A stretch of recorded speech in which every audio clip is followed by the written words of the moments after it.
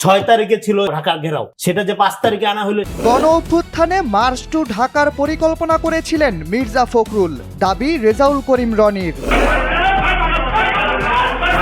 তেল দিতে দেরি হওয়ায় ফিলিং স্টেশনে ভাঙচুর, নিরাপদেই পালিয়ে গেল হামলাকারীরা।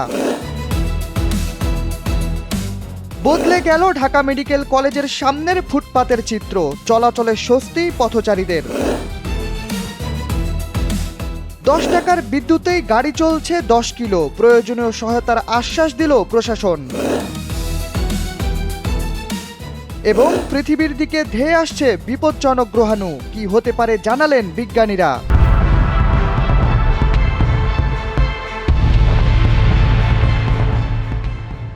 6 তারিখে ছিল এই ঘেরাও, ঢাকা ঘেরাও, সেটা যে 5 তারিখে আনা হলো সেটা মির্জা ফখরুল ইসলামের সাথে কথা বলে করা হয়েছে। এটা তো জুলাই গণঅভ্যুত্থানের নেতারা, এবং এটা আওয়ামী লীগের এন্টার পরিকল্পনাকে ভণ্ডুল করে দিছে। আমাদের যে 6 তারিখের যে লং মার্চ টু ঢাকা কর্মসূচি ছিল সেটাকে আমরা একদিন এগিয়ে নিয়ে এসেছি। 5 আগস্টের ঢাকা ঘেরাও কর্মসূচির পরিকল্পনা ছিল বিএনপি মহাসচিব মির্জা ফখরুল ইসলাম আলমগীরের।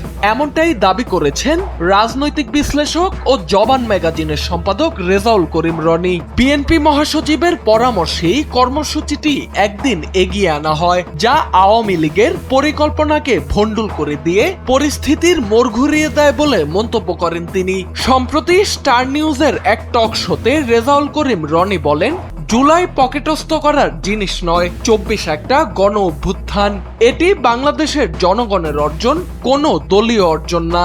নিজ বক্তব্যে তিনি আরো বলেন, বিএনপির যখন স্ট্র্যাটেজিক্যালি দরকার ছিল তখন তারা বলেছে আমরা আন্দোলনে নেই, আবার যখন ঘোষণা দেওয়ার দরকার ছিল তখন ঘোষণা দিয়েছে, আন্দোলনের স্ট্র্যাটেজি ঠিক করেছে।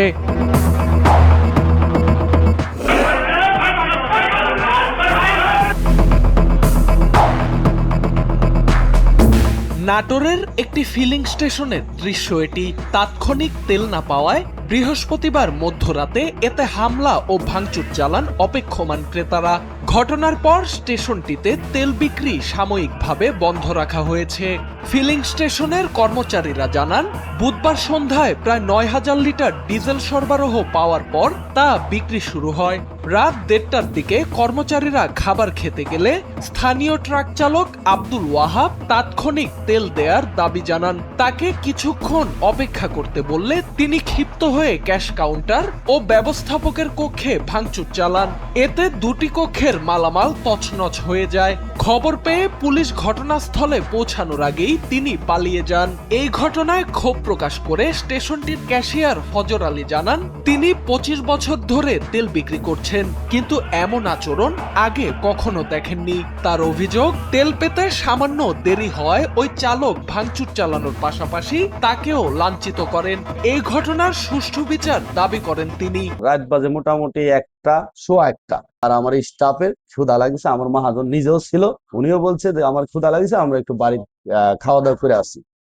এখানে আইসা করছে এখন তেল দে, খাওয়া দাওয়া সময় আমরা সহ্য হচ্ছে না, এই মুহূর্তে তাড়াতাড়ি তেল দে, তেল যদি না দিস সমস্যা তুই বাড়া। তো উনি এই সময় না দিয়ে ভাঙচুর শুরু করলো। এই ওখান থেকে বাঁশ তুলে নিয়ে সে ভিতর দিয়ে আমাকে তুই বাড়া, তো পুরাই দিব, জ্বালাই দিব, পাম ম্যানেজার শুদ্ধা পুরাই দিব, ভাই বাড়া, আমাকে ভাষা খারাপ করে কথা করছে। তখন ওই আদলা ইট নিল, এই যে ইট এখানে আছে, ইট দিয়া আমাকে ঢেল মারলো। এখানে 8-10 লাখ টাকা ছিল, আমি ওই টাকা পয়সা আমি গুছগাছ করার সুযোগ পাই নাই, ওইভাবে আমি উপরতলা চলে গেছি। চলে যায় পরে উনি সব বাইরে সব ভাঙে। এবার বদলে গেল ঢাকা মেডিকেল কলেজের সামনের চিত্র। ঢাকা মেডিকেল নাম উচ্চারণ করতেই চোখে ভেসে ওঠে সেই চিরচেনা ময়লা আবর্জনার দুর্গন্ধে পড়া ফুটপাত। কিছুদিন আগেও পুরো ফুটপাত জুড়েই ছিল ময়লা আবর্জনায় ভরপুর, যে কারণে দুর্গন্ধে ভোগান্তি পোহাতে হতো পথচারীদের। এখানেই শেষ নয়, দুর্গন্ধযুক্ত বাতাসে শ্বাসকষ্ট সহ নানা রোগের সম্ভাবনা বাড়িয়ে দিত চিকিৎসা নিতে আসা অসুস্থ রোগীদের। দীর্ঘদিন পর ঢাকা দক্ষিণ সিটি কর্পোরেশনের উদ্যোগে সবুজ ও ফুলের সৌন্দর্যে নান্দনিক রূপ ফিরে পেয়েছে ঢাকা মেডিকেল কলেজ হাসপাতালের সামনের ফুটপাত। অবৈধ দখল, ময়লা আবর্জনা আর দুর্গন্ধের স্মৃতি মুছে এখন ফুটপাত জুড়ে শোভা পাচ্ছে সারি সারি ফুলের টব, সৌন্দর্যবর্ধক গাছ আর দেয়াল জুড়ে সৌন্দর্যময় গ্রাফিতি। ফুটপাত ব্যবহারে স্বস্তি বেড়েছে পথচারীদের। এখন খুব সুন্দর হয়েছে, ভালো হয়েছে, রং টং করছে, ফুল গাছ লাগাইছে, অনেক দেখতে পরিবেশ অনেক ভালো। আগে তো ময়লা ছিল, একের পেশাব করে ঘুরে বেড়াইছে, আর নানান জিনিস থাকতো, এটা ওইটা বাক্য থাকতো, এইসব থাকতো, দেখতে ঝামেলা দেখাইছে। আবার হাঁটা চলার জন্য ভালো, সব দিক দিয়ে ভালো। আমাদের তো আরো অনেক ভালো লাগছে, সকালে যখন আসলাম মানে আমার মনটাই জুড়ে গেল। তারপরে এখানে যে মরা ফেলে তো তখন আমরা বলতাম যে আপনার এই ঢাকা মেডিকেলের সামনে কেমন একটা জায়গা, তারপর যে একটা সারের ঢুকার যে একটা জায়গা, তা আমরা এখন মানে খুবই খুশি লাগতেছে। মানে আলোচনা করে আসলাম যে ওয়ার্ডে বসে, তারপর আসলাম দেখতে, আমরা নিজেরাই ভিডিও করে নিলাম। থেকে অনেক পরিবেশ ভালো লাগে, বর্ষা থাকতে মনে করে আরাম লাগে, শান্তি লাগে। যেদিকে তাকে যেদিকে মনে করে যে একটা পরিবেশ, শ্বাস প্রশ্বাসের একটা আগে তো অপরিবর্তিত ছিল, দাঁড়াবার মতন কোনো কিছু ইচ্ছা ছিল, এখন তাই বসতে পারি, বসে এদিকে চাইলে মনে করে মনে একটা আবেগ। ঢাকা বিশ্ববিদ্যালয় মোকাররম ভবন থেকে চাংখারপুল পর্যন্ত প্রায় 1350 ফুট এলাকা জুড়ে নান্দনিক গ্রাফিতি অঙ্কন করা হয়েছে। বসানো হয়েছে 550টি ফুলের টব, লাগানো হয়েছে 650টি সৌন্দর্যবর্ধক গাছ। এছাড়া হাসপাতালের রোগীর অপেক্ষমান স্বজনদের জন্য 50টি বসার আসন এবং পাহাড়ের আদলে 2টি দৃষ্টিনন্দন স্থাপনা নির্মাণের কাজ শুরু হয়েছে। আমরা উৎসাহিত হয়ে এই জায়গাটা আমরা পরিষ্কার করে দিলাম। এখন ভবিষ্যতে যাতে এটা আবার পার্মানেন্টলি কেউ দখল না করতে পারে সেই ব্যাপারেও কিন্তু সাংবাদিক ভাই বোনদেরকে খেয়াল রাখতে হবে। এবং আমি প্রত্যেকটা জনগণের সহযোগিতা আশা করি। এখানে ঢাকা মেডিকেল কলেজ স্বাভাবিকভাবে এখানে দেখেন অপোজিট তাদের বাগানটা কি সুন্দর আছে, রাস্তার ফুটপাথটা যদি আমরা সুন্দর রাখতে পারি, একটা রুগী যখন আসবে যেখানে ডাক্তারের কাছে আসে, যদি পরিবেশটা ভালো পায় তার মনটা কিন্তু এমনি ভালো হয়ে যায়। দীর্ঘদিনের ভোগান্তির পর স্বস্তি মিলল পথচারী আর সেবা নিতে আসা রোগীদের মাঝে। তবে কতদিন টিকে থাকবে এই স্বস্তি, সেটি এখন বড় প্রশ্ন। Saiful Islam, এনপিবি news.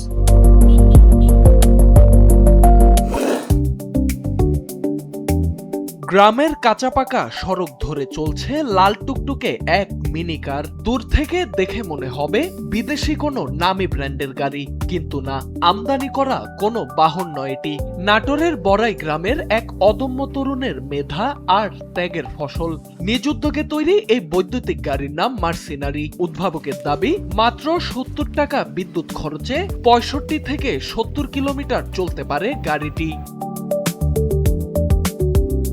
Mechanical engineering এ স্নাতক শেষ করে ঘরে বসে থাকেননি বড়াইগ্রাম উপজেলার মাঝগ্রামের বাসিন্দা ফারহান আহমেদ। ছোটবেলা থেকেই ছিল অটোমোবাইল প্রযুক্তির নেশা, আর সেই নেশা থেকেই তৈরি করেছেন চমৎকার এই বৈদ্যুতিক গাড়িটি। তবে এই সাফল্যের রাস্তা মোটেও মসৃণ ছিল না। কোনো প্রাতিষ্ঠানিক সহায়তা না পেয়ে নিজের প্রিয় মোটরসাইকেল, শখের কবুতর, এমনকি মোবাইল ফোনটি পর্যন্ত বিক্রি করে জোগাড় করেছেন পুঁজি।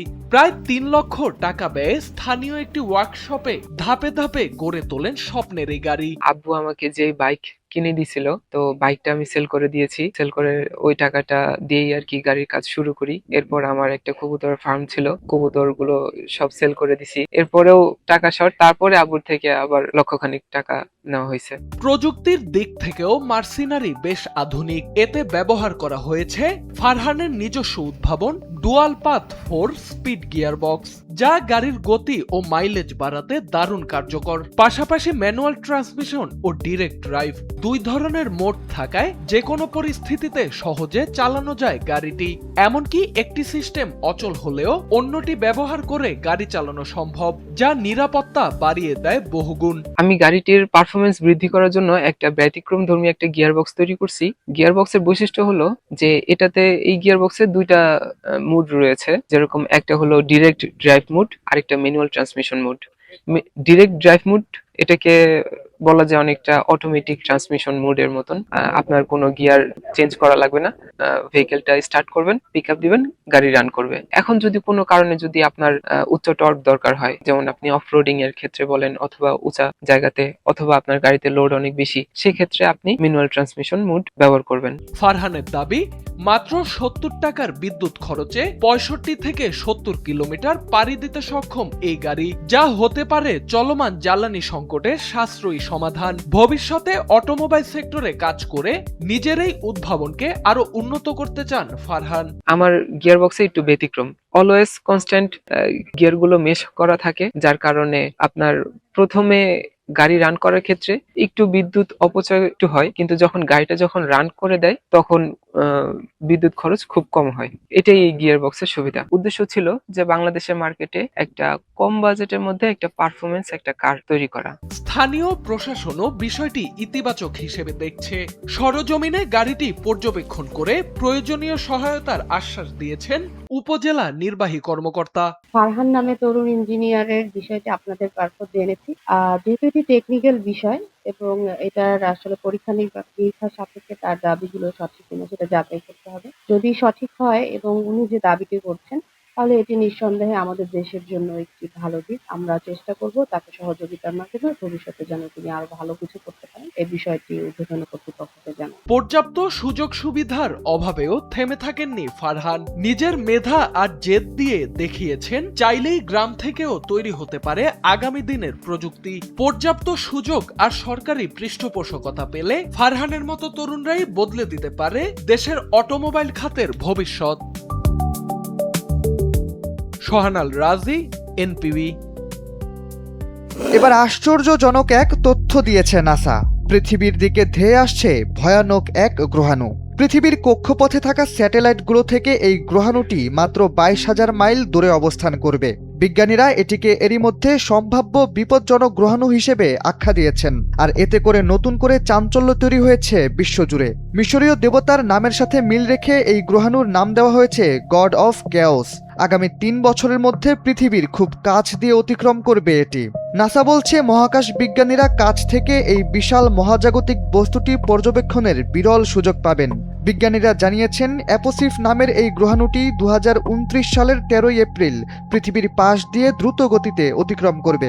দীর্ঘদিন ধরে পর্যবেক্ষণের পর তারা বিষয়টি নিশ্চিত হয়েছেন যে অন্তত আগামী 100 বছর এই গ্রহাণুটি পৃথিবীর জন্য কোনো ঝুঁকি তৈরি করবে না। নাসা জানিয়েছে আবহাওয়া অনুকূলে থাকলে পূর্ব গোলার্ধের বাসিন্দারা খালি চোখেই এই গ্রহাণুটি দেখতে পারবেন। বিজ্ঞানীরা এই ঘটনাকে এরই মধ্যে অসাধারণ ও নজিরবিহীন সুযোগ হিসেবে উল্লেখ করেছেন।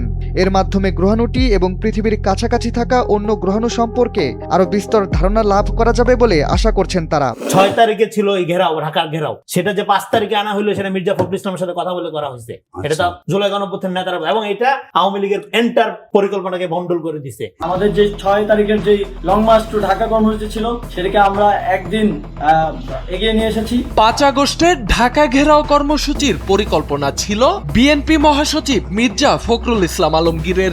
এমনটাই দাবি করেছেন রাজনৈতিক বিশ্লেষক ও জবান ম্যাগাজিনের সম্পাদক রেজাউল করিম রনি। বিএনপি মহাসচিবের পরামর্শেই কর্মসূচিটি একদিন এগিয়ে আনা হয়, যা আওয়ামী লীগের পরিকল্পনাকে ভণ্ডুল করে দিয়ে পরিস্থিতির মোড় ঘুরিয়ে দেয় বলে মন্তব্য করেন তিনি। সম্প্রতি স্টার নিউজের এক টক শোতে রেজাউল করিম রনি বলেন, জুলাই পকেটস্থ করার জিনিস নয়, 24 একটা গণ অভ্যুত্থান। এটি বাংলাদেশের জনগণের অর্জন, কোনো দলীয় অর্জন না। নিজ বক্তব্যে তিনি আরো বলেন, বিএনপির যখন স্ট্র্যাটেজিক্যালি দরকার ছিল তখন তারা বলেছে আমরা আন্দোলনে নেই। আবার যখন ঘোষণা দেওয়ার দরকার ছিল তখন ঘোষণা দিয়েছে, আন্দোলনের স্ট্র্যাটেজি ঠিক করেছে।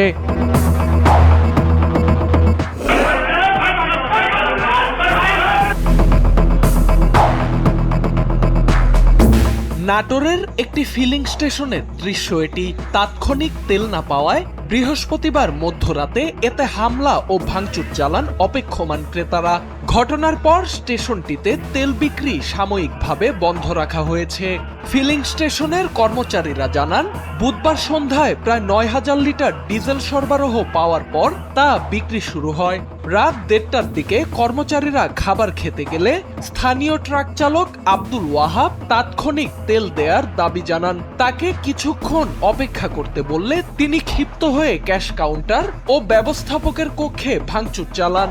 এতে 2টি কক্ষের মালামাল তছনছ হয়ে যায়। খবর পেয়ে পুলিশ ঘটনাস্থলে পৌঁছানোর আগেই তিনি পালিয়ে যান। এই ঘটনায় ক্ষোভ প্রকাশ করে স্টেশনটির ক্যাশিয়ার ফজর আলী জানান, তিনি 25 বছর ধরে তেল বিক্রি করছেন, কিন্তু এমন আচরণ আগে কখনো দেখেননি। তার অভিযোগ, তেল পেতে সামান্য দেরি হয় ওই চালক ভাঙচুর চালানোর পাশাপাশি তাকেও লাঞ্ছিত করেন। এই ঘটনার সুষ্ঠু বিচার দাবি করেন তিনি। রাত বাজে মোটামুটি 1টা আর আমার স্টাফের ক্ষুধা লাগছে, আমার মহাজন নিজেও ছিল, উনিও বলছে যে আমার ক্ষুধা লাগছে, আমরা একটু বাড়ি খাওয়া দাওয়া করে আসি। এখানে আইসা করছে এখন তেল দে, খাওয়া দাওয়া সময় আমরা সহ্য হচ্ছে না, এই মুহূর্তে তাড়াতাড়ি তেল দে, তেল যদি না দিস সমস্যা তুই বাড়া। উনি এই সময় না দিয়ে ভাঙচুর শুরু করলো। এই ওখান থেকে বাঁশ তুলে নিয়ে সে ভিতর দিয়ে আমাকে তুই বাড়া, তো পুরাই দিব, জ্বালাই দিব, পাম ম্যানেজার শুদ্ধা পুরাই দিব, ভাই বাড়া, আমাকে ভাষা খারাপ করে কথা করছে। তখন ওই আদলা ইট নিল, এই যে ইট এখানে আছে, ইট দিয়া আমাকে ঢেল মারলো। এখানে 8-10 লাখ টাকা ছিল, আমি ওই টাকা পয়সা আমি গুছগাছ করার সুযোগ পাই নাই, ওইভাবে আমি উপরতলা চলে গেছি। চলে যায় পরে উনি সব বাইরে সব ভাঙে। এবার বদলে গেল ঢাকা মেডিকেল কলেজের সামনের চিত্র। ঢাকা মেডিকেল নাম উচ্চারণ করতেই চোখে ভেসে ওঠে সেই চিরচেনা ময়লা আবর্জনার দুর্গন্ধে পড়া ফুটপাত।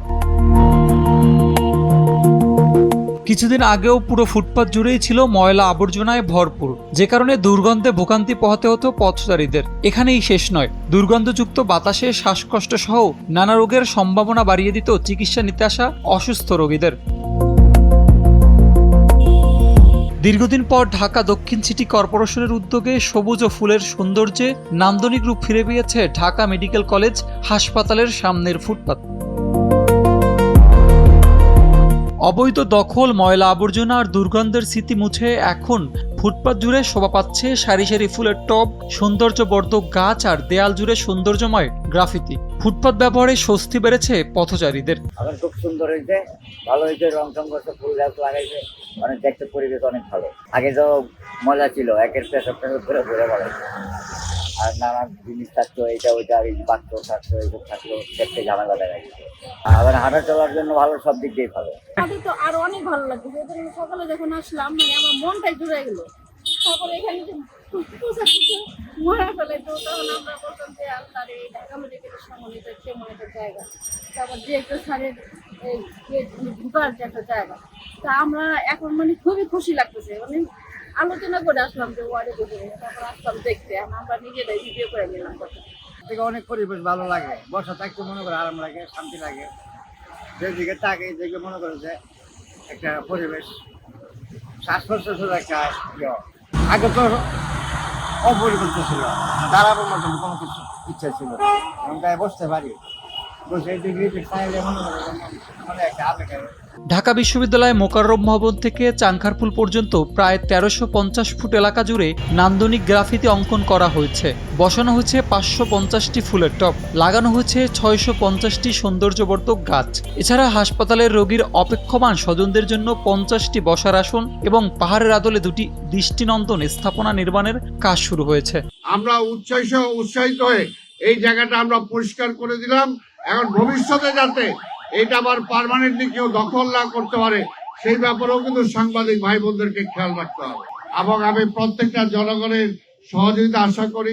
এখানে ঢাকা মেডিকেল কলেজ স্বাভাবিকভাবে, এখানে দেখেন অপোজিট তাদের বাগানটা কি সুন্দর আছে, রাস্তার ফুটপাথটা যদি আমরা সুন্দর রাখতে পারি, একটা রুগী যখন আসবে যেখানে ডাক্তারের কাছে আসে, যদি পরিবেশটা ভালো পায়, তার মনটা কিন্তু এমনি ভালো হয়ে যায়। দীর্ঘদিনের ভোগান্তির পর স্বস্তি মিলল পথচারী আর সেবা নিতে আসা রোগীদের মাঝে। তবে কতদিন টিকে থাকবে এই স্বস্তি, সেটি এখন বড় প্রশ্ন।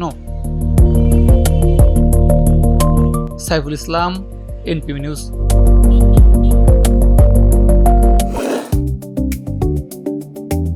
গ্রামের কাঁচাপাকা সড়ক ধরে চলছে লাল টুকটুকে এক মিনি কার। দূর থেকে দেখে মনে হবে বিদেশি কোনো নামি ব্র্যান্ডের গাড়ি, কিন্তু না, আমদানি করা কোনো বাহন নয় এটি। নাটোরের বড়াই গ্রামের এক অদম্য তরুণের মেধা আর ত্যাগের ফসল। নিজ উদ্যোগে তৈরি এই বৈদ্যুতিক গাড়ির নাম মার্সিনারি। উদ্ভাবকের দাবি, মাত্র 70 টাকা বিদ্যুৎ খরচে 65 থেকে 70 কিলোমিটার চলতে পারে গাড়িটি।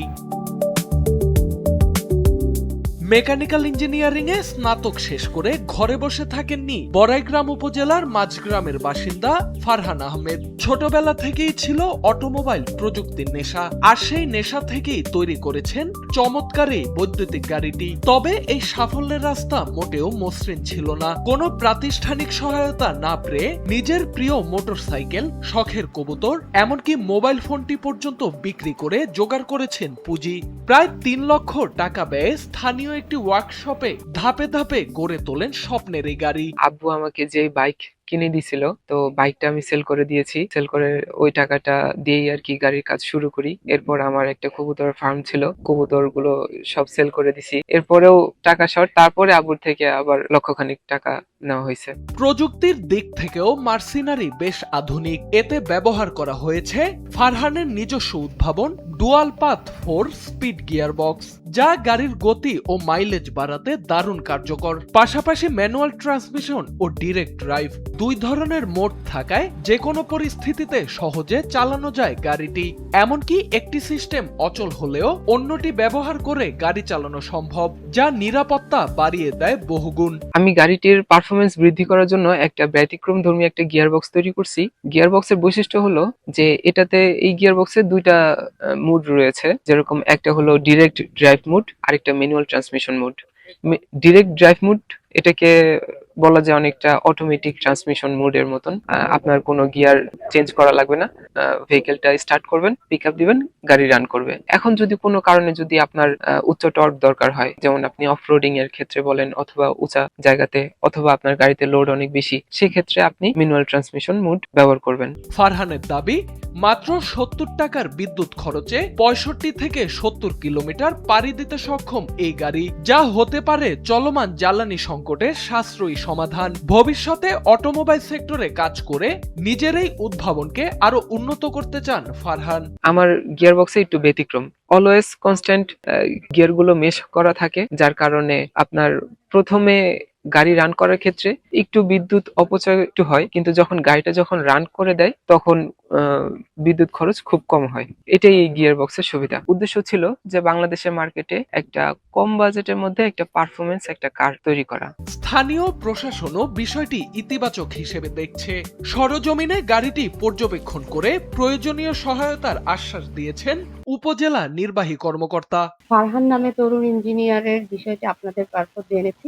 যেহেতু এটি টেকনিক্যাল বিষয় এবং এটার আসলে পরীক্ষা নিরীক্ষার সাপেক্ষে তার দাবিগুলো সঠিক কিনা সেটা যাচাই করতে হবে। যদি সঠিক হয় এবং উনি যে দাবিটি করছেন, তাহলে এটি নিঃসন্দেহে আমাদের দেশের জন্য একটি ভালো দিক। আমরা চেষ্টা করব তাকে সহযোগিতার মাধ্যমে ভবিষ্যতে যেন তিনি আরো ভালো কিছু করতে পারেন, এই বিষয়টি ঊর্ধ্বতন কর্তৃপক্ষকে জানান। পর্যাপ্ত সুযোগ সুবিধার অভাবেও থেমে থাকেননি ফারহান। নিজের মেধা আর জেদ দিয়ে দেখিয়েছেন চাইলেই গ্রাম থেকেও তৈরি হতে পারে আগামী দিনের প্রযুক্তি। পর্যাপ্ত সুযোগ আর সরকারি পৃষ্ঠপোষকতা পেলে ফারহানের মতো তরুণরাই বদলে দিতে পারে দেশের অটোমোবাইল খাতের ভবিষ্যৎ। সোহানাল রাজি, এনপিবি। এবার আশ্চর্যজনক এক তথ্য দিয়েছে নাসা। পৃথিবীর দিকে ধেয়ে আসছে ভয়ানক এক গ্রহাণু। পৃথিবীর কক্ষপথে থাকা স্যাটেলাইটগুলো থেকে এই গ্রহাণুটি মাত্র 22,000 মাইল দূরে অবস্থান করবে।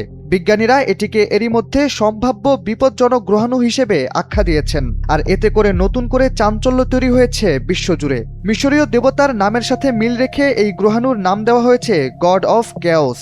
আগামী 3 বছরের মধ্যে পৃথিবীর খুব কাছ দিয়ে অতিক্রম করবে এটি।